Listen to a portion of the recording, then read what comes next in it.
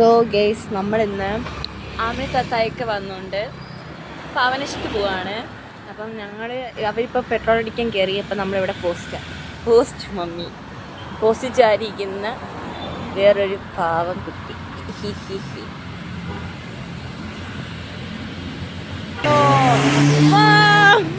പോയി അവരെ കാണാനുള്ള കേസ് നമ്മൾ പെട്ടു നമ്മളെങ്ങനെ ചെയ്യുമ്പോ നോക്കാം.